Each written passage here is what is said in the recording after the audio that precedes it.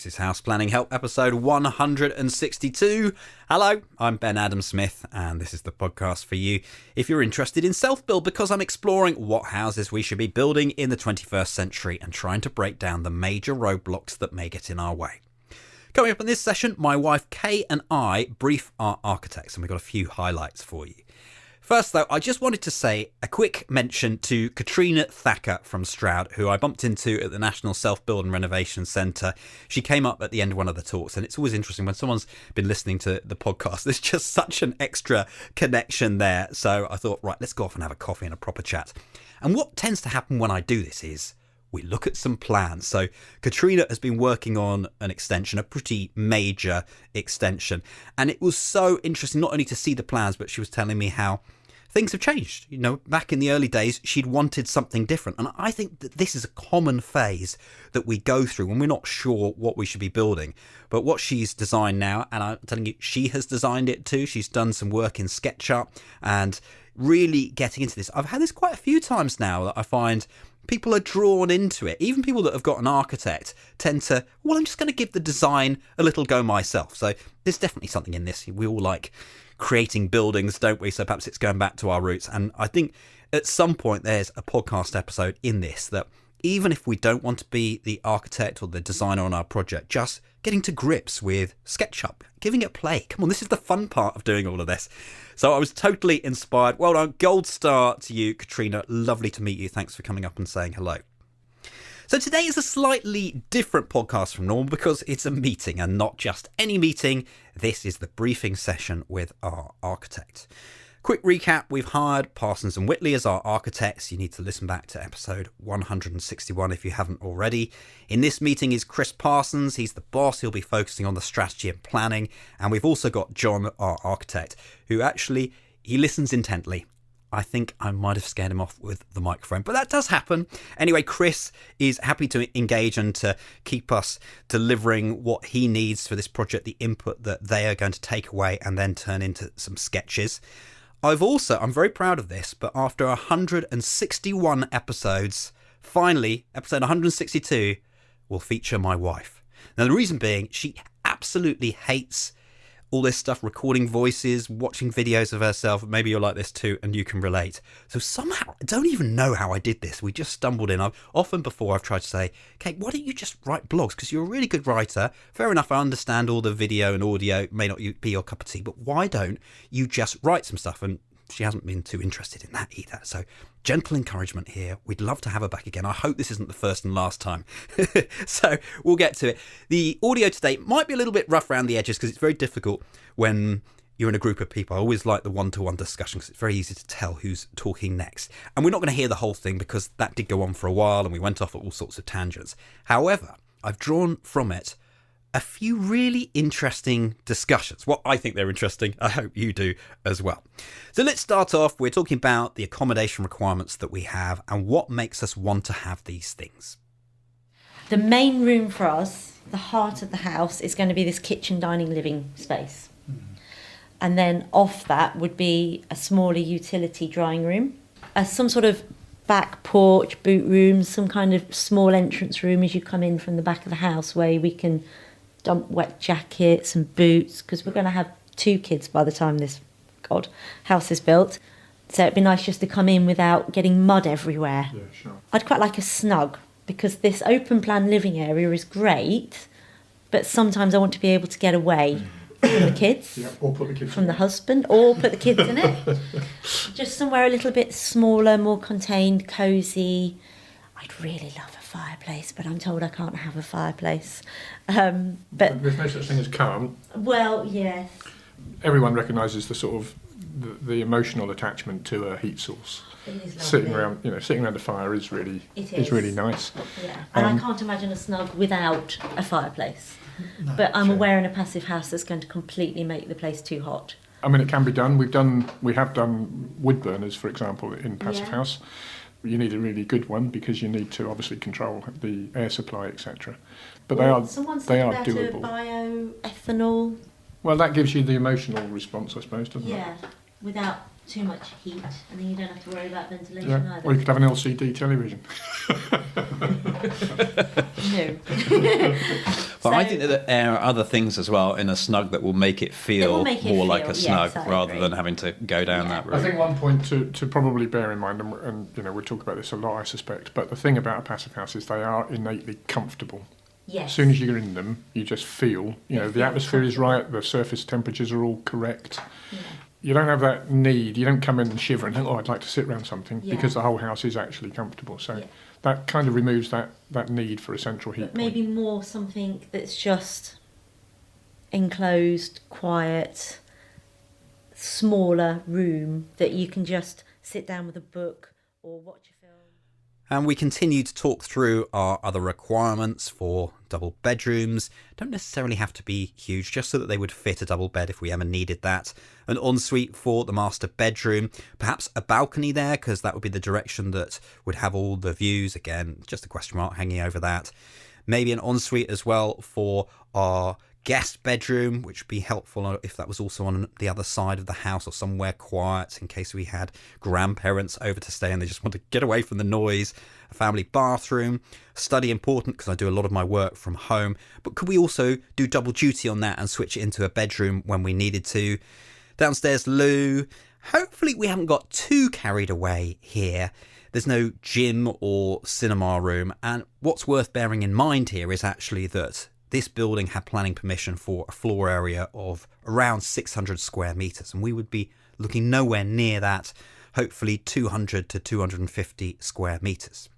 But how do we know that we can have everything on our list so far? Well, I suppose that's our first challenge, really, is to look at your schedule of accommodation, as it were, the spaces we need to create, try to work out what puts those into a sensible form with the right orientation, with the right views, the right approach. All of those things will kind of govern that. So that's really our first task. And sometimes you end up with properties, I don't think it's going to happen here necessarily, where people want more upstairs than they do down. Now that becomes a problem. It's easier if it's the other way round, but they're the things we start to balance. So it's quite helpful that you've put on there fifth double bedroom could be upstairs, because that immediately gives us the flexibility to balance out the floor plan. We quite like double duty as well, of making rooms do a bit more than just the one purpose they're there for, rather than then thinking, we could have a billiards room. Yeah, I think that. I mean, obviously, space is expensive, so you want to get the best out of every square foot that we build, don't you? So I think one of the nice things about moving away from this house is that we'll be able to have our parents to come and stay, which we just, your mum has been brave and has gone on the sofa, but she's 72, sleeping on the sofa. She had a heart attack just before Christmas, and she's sleeping on the sofa, bless her. She shouldn't have to do that. And we can't have Christmas here because we've got nowhere when all our parents live far away.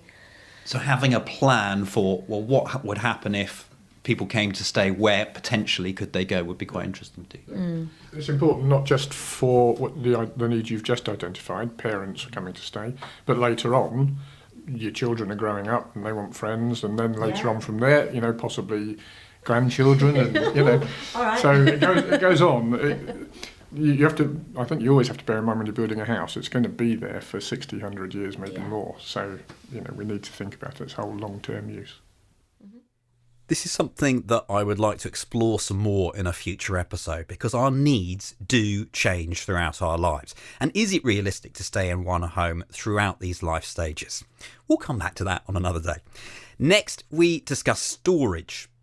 We've ummed and ahed about loft and attic space, but we do have an awful lot of stuff in the attic at the moment, so we need somewhere to put them. And for me, I wasn't quite sure that, you obviously can't have a break in the airtightness layer, so do you at that point have to have it as a warm roof? Well, interestingly, obviously, because of the work you've done, that's the first question that comes to my mind. It's, if we're going to have a loft and attic space, whereabouts am I going to put my airtightness barrier, and whereabouts am I going to put my thermal envelope? Right. So they become, first decisions, if you like. I'm not making them today, but probably the point to flag up is that actually Traditionally, people would use their attic to store stuff, but nowadays we will be putting, in most of our passive houses, there's 500 millimetres of insulation goes into that roof space. So there's nowhere left for anyone to put any storage in. So we generally try to prohibit people using their loft spaces for storage. In fact, in the first ones, we locked the loft hatch so that tenants couldn't go in there because there was almost no space left. And you know that if you let them in, what they're going to do is they're going to compress all the insulation or even take it out so they can get to something to support all their boxes and all this, that and the other. Yeah. And you've immediately damaged part of the insulation strategy. So you either make sure you build enough storage so you don't need to go into the loft, or if we're going to use the loft for storage, it's a conscious decision that we do that and we consider, therefore, where's the thermal envelope and where's the air tightness. So we could do the insulation, the thermal envelope following the pitch of the roof, and then all of that loft space is within the thermal envelope. And the air tightness layer, therefore, is also following the pitch of the roof. So that gives you that space, but it might start to present complications and it might start to increase budget. So we've got to make some decisions about that. Are you saying there that actually it could be cheaper to incorporate space in the house to store things rather than going for that approach of getting a warm roof? I'm certainly considering that that's a factor, I suppose. I'm not saying yes or no to it, but I would rather keep everything within a simple thermal envelope because, that just makes it easier to build, cheaper to build, more efficient, more effective. To disrupt that for storage, maybe there are better options. Okay.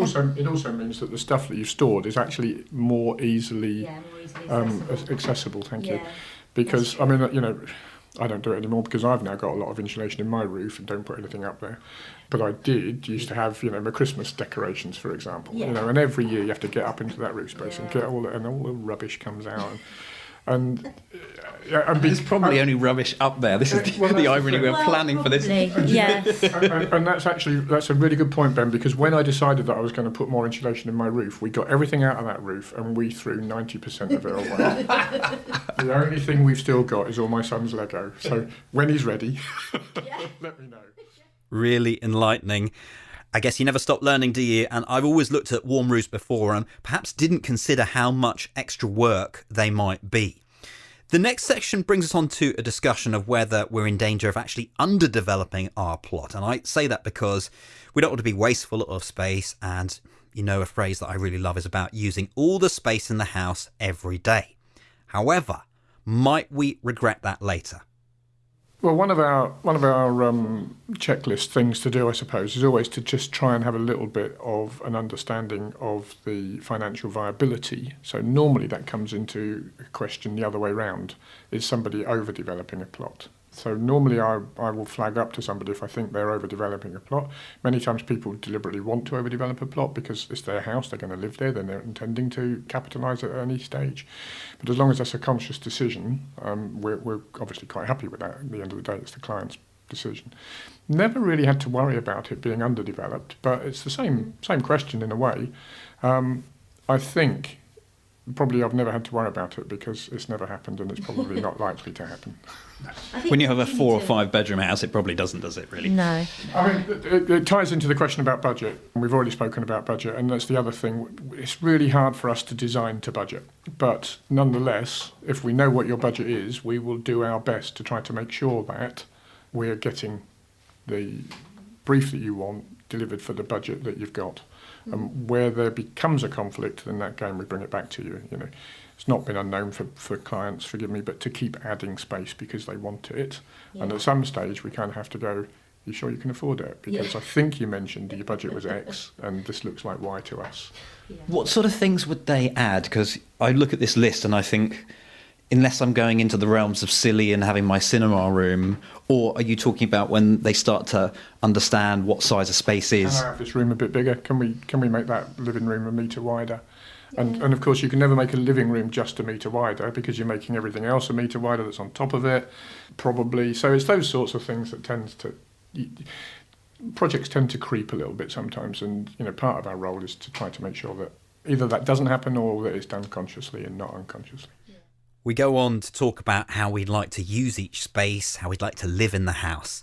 What's funny to me is that sometimes my focus on passive house leads me to squash ideas before they even happen, just to keep things simple. And a bit like we talked about the fireplace earlier, here's another good example. gardens and fields, and I'd really like it to go out into the garden, the dining area, I think, rather than anything else. Yeah. The kitchen, we'd like to have a view, but kind of fully opening up if that's a possibility. If it suits the style of the house, yeah, I'd like to be able to just open up the doors or whatever and say, out into the garden. Because, I mean, our entertaining space in our garden, you have to go through the kitchen, go through the back porch, walk all the way down to the end of the garden, and it's there. And I don't feel we've utilised it as much as we'd like to because it's just too much effort. So it's nice just to be able to go straight out. But I think that same idea can work in a number of different ways. Obviously, it would be nice just to unzip the side of the house, but we appreciate that that's actually a very complex thing.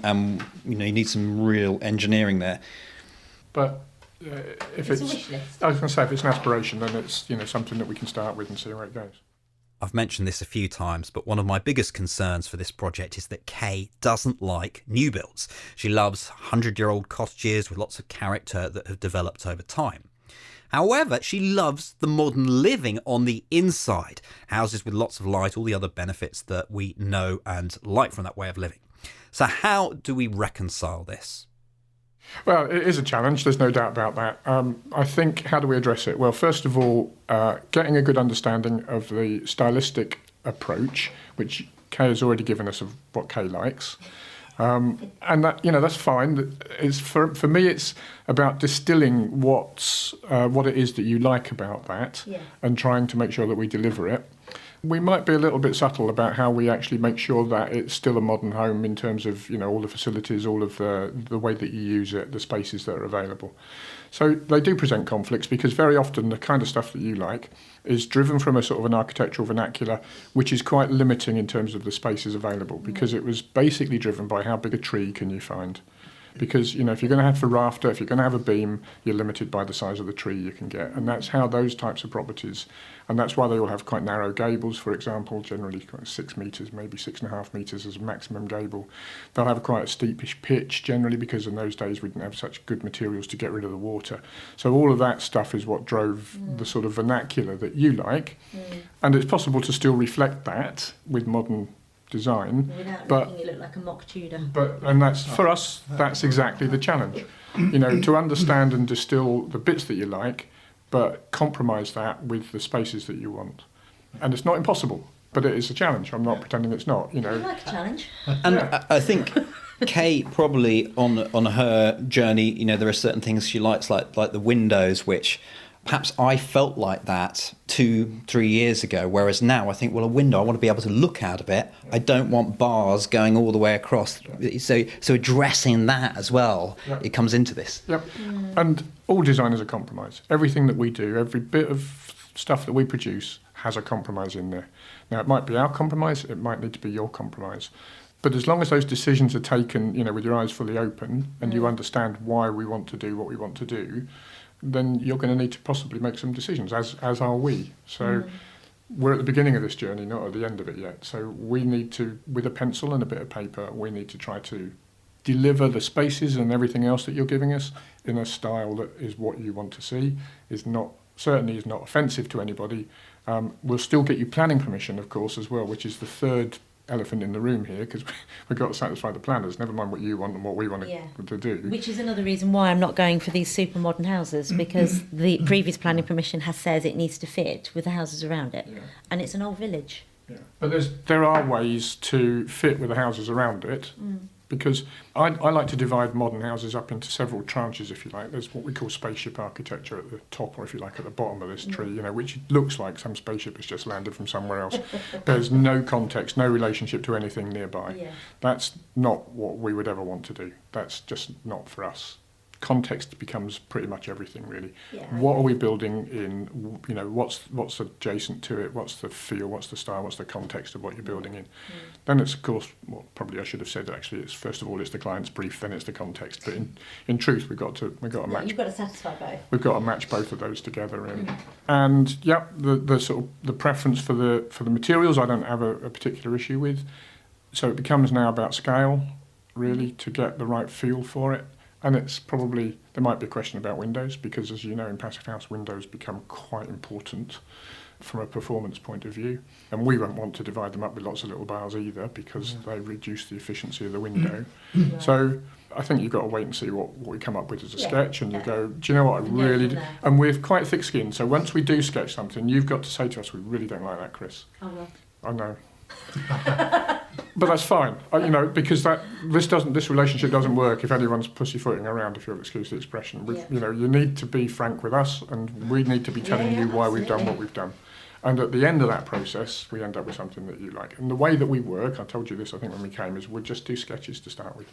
It'll be pencil sketches, or maybe something in SketchUp or something, but something for you to have a look at, and for you to say, yes, really like it, Chris, or not really quite what I meant. And we do it again. And hopefully we don't have to go through that too many times, because the success of today will be influencing how close those first sketches are to what it is you're wanting to see. But we're happy to keep that going backwards and forwards until we get the thing that you want, and then we'll draw it properly. Do you find sometimes that clients go on a journey through this process? I wouldn't have even used sometimes. I think it's definitely a journey. Yeah. It's definitely a journey, because we're sitting here knowing how to design and build a house, and you're sitting here knowing what you want, and somewhere between the two, there'll be a journey for everybody. We are open to suggestions and ideas. I mean, I've changed my mind about 5 times so far. Yeah, don't get into the habit of doing that too often. No. Certainly not after we've signed a contract. No. No. Next, we move on to materials, and Kay runs through some things that we like. You asked for stylistic preferences. Yeah. I've said warm colourways and organic materials. Yeah. We like clay tiles or thatch for a roof. It's for just the text. Well, we've thrown it in there because I love a thatch, but we might even get planning permission. But it's just that texture and the warmth, and it's just, I love it. Straw bale, lime render, reclaimed bricks, weatherboard for the walls. Yeah. Obviously not all of them. Prefer Can wooden I just windows. stop you about that one? The Yes. straw bale, lime render, reclaimed bricks, etc. They're stepping down. Straw bale, we built out straw bale. We've done some straw bale houses, and it's perfectly doable. Yes. Might have an impact on your budget a little bit. Yes. So I suppose the reason why I interrupted is that there's a sort of sliding scale of really super duper friendly, sustainable materials, which almost is diametrically opposed to the costs. So the really super duper, let's say for planet materials, probably end up being more expensive. The most efficient material probably is not the nicest for the planet, but will give us the best cost output. So somewhere on that spectrum, I need to understand where you guys are sitting. And I suspect, like most people, we're all in the middle there somewhere. We'd all love to save the planet, but we've got to pay for it. That's pretty much what I was about to say. This is a challenge that we've got, that we're operating on a much higher scale than perhaps we would have wanted could we choose the plot. And so I think we do have to think about resale, not that we want to. And I've come across this a couple of times with other people in that situation, even people who've gone maybe for the full eco and then later have struggled to sell it. So I think you're right. We can't. I would love to be at that end, and I hope maybe one day to build a house that would address all of those things. But just insurance and all sorts of things, it's weird. It's not practical. No, that's right. And it's a decision a lot for us as well when we're deciding how to build and what materials to use. So that's really, I suppose, why I just wanted to get a little bit of a feel of whereabouts you are on that spectrum, because we need to know when we're deciding to recommend to you. All these decisions will be made, with you talking to you about different ways to do it. We're not going to go away and do stuff we don't tell you about, but just to help us make the kind of decisions about how we're going to build it, what materials are we going to use, etc. It's good to just get an understanding of whereabouts you are. I would say middle to upper. I'd like to think it's where most right-minded people probably are, to be honest. But as you said, it needs to be sustainable and eco-friendly and everything. But like you said, there's a limit to that pot of money, particularly because the land's cost us a lot more than we wanted to. And how much of it is this is the construction method versus almost making it look like we want? Does that make sense of the question? I actually think that on the whole, the two can be almost independent. You can make most construction methods look like something else, if you see what I'm saying. It's a bit dishonest. That's what I was going to say, that point. And it's more about the dishonesty that troubles us rather than can you or can't you do it. You mean like a facade? Well, no, just in terms of you're creating a look, whereas actually it was completely unnecessary to do all of that stuff. It's just because you wanted it to look a certain way. But I don't know, I think we want a house we're happy with. If we have to go down that route, we do. But yeah, I mean, we'll always be as honest as we can in the use of the materials that we're using. So to some degree, your stylistic preferences will drive the way that we suggest you build it. But it's just another one of those balances that we've got to make between budget, performance, aesthetics, all of those things. They all get thrown into the mix somewhere. We're probably getting towards the end of the meeting now, or the highlights. This went on for maybe a couple of hours. And sometimes Chris threw in some information that might make us think twice. This point on maintenance. Wooden windows, if we can afford them. The one thing I really don't like are these metal windows, dark, full of metal, just look a bit industrial. You can get some very cheap wooden windows. But we want good performing windows. And they're quite expensive. We're going to need good performing windows. Yes. And yes, they're quite, well, I know. All of them, whether you make them out of wood, whether you make them out of composite wood and aluminium, probably PVC are the cheapest, probably at that end of those windows. But, we're looking for a good quality window. Yeah. So for us, wooden windows lead into a maintenance issue afterwards. So on the outside of your window, if it's timber, depending upon what we've treated it with, you might need to continue to treat. So particularly, for example, if we've gone for a painted finish, even if it's a joinery sprayed thing, sooner or later you're going to have to recoat it and you're going to have to do work with it. I think this is all how it ties in again, isn't it? It's one of those balance of choices. I just don't want those big industrial looking windows. I'm getting a feel here, big, dark are your things you don't like. You're not actually talking about... I don't like small windows. You're not talking about the material when you say big, dark. You're talking about the size and the colour. The window I prefer, I really like to use where I can, is a composite window. So it's timber on the inside, so you get that nice soft feel of timber on the inside.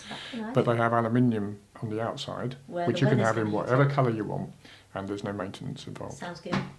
But again, talking about learning as we go along, I'm not saying we're definitely going to do it. I just, again, it's having that conversation so that I understand what's driving you. Yeah. I mean, you're getting the feel that I like more organic houses that fit into the countryside, that feel more natural to me than... nothing too straight, angular or boxy, as you've seen on my no-no list. I prefer a more imperfect look, which is... Yeah. I mean, I know this is difficult, but, you look at the really old houses and they've got these roofs that kind of dip and they're a little bit wavy and the walls aren't straight. That's where we're going to leave things for today. We did talk about some other aspects, planning. Chris was mentioning how he wanted to open up a dialogue with the planners and try and understand some of the planning history. Each authority is different, and I have no sense about our authority, how easy or challenging it's going to be. He also wants to understand fully the constraints, because sometimes you think you've got constraints, but fully, every single constraint of the project. We talked about the budgets. We're looking to come in at around about 400,000 plus the fees on top of that. And after our discussion, Chris and John wanted to check out the site by themselves. So the next steps from here will be feedback on sketches, and then we'll get into a little bit more detail. So exciting stuff, eh? Hope you enjoyed that. You'll find today's show notes at houseplanninghelp.com/162. You can review the key points from our discussion today. Also, if you have a comment or a question, just scroll down to the bottom of the show notes. Have your input there. We'll link you across to Parsons and Whitley again, houseplanninghelp.com/162. Coming soon, we've got our next enrolment window for the Hub. And if you're a regular listener to this podcast, I imagine you know what it's all about. Really, two central things. It's continuing the learning and leveraging on my video skills to try and get some really in-depth, good learning material from case studies. And the other side being the networking, like-minded self-builders, people who want to push things when it comes to creating a properly energy-efficient home. That's what the Hub is all about. We've got the modules, the video case studies, the community forum, the progress calls. Today, though, what I wanted to focus on was the fact that we only offer yearly membership. And I've ummed and erred, perhaps we should do monthly membership, and always decided against it. So today, I'm going to just tell you why. And this is because, really, I feel it's a commitment. everyone who's signed up so far, I've been so happy that they're serious about this. They're making things happen. In fact, we've got our first members completing their builds. Hello to Donald. Well done to you. I think you're going to be the first one. But yeah, it's exciting. There are action takers within the group, and I think a yearly membership just keeps you committed. Also, if you invest a year, I think there's going to be a lot more benefit for you. If you sign up for a month, it's going to be very difficult to deliver a solution, because a lot of the time I think we need this information to just get under our skin. And whereas there are other membership websites where monthly might make sense, that a couple of months and you've learned everything you need to know, this is going to take a while. We all know that these projects are years, really, not just a couple of months. It's going to take a few years, certainly in the UK. I imagine other parts of the world probably it's much, much quicker. So that's the focus on the yearly membership. So get yourself in position for the next hub enrolment window. Join the VIP early bird list, and you can do that at houseplanninghelp.com/join. Next time, basement specialist Andrew McAnulty is my guest as we delve below ground. Thanks for listening. The House Planning Help podcast is produced by Regen Media, content that matters.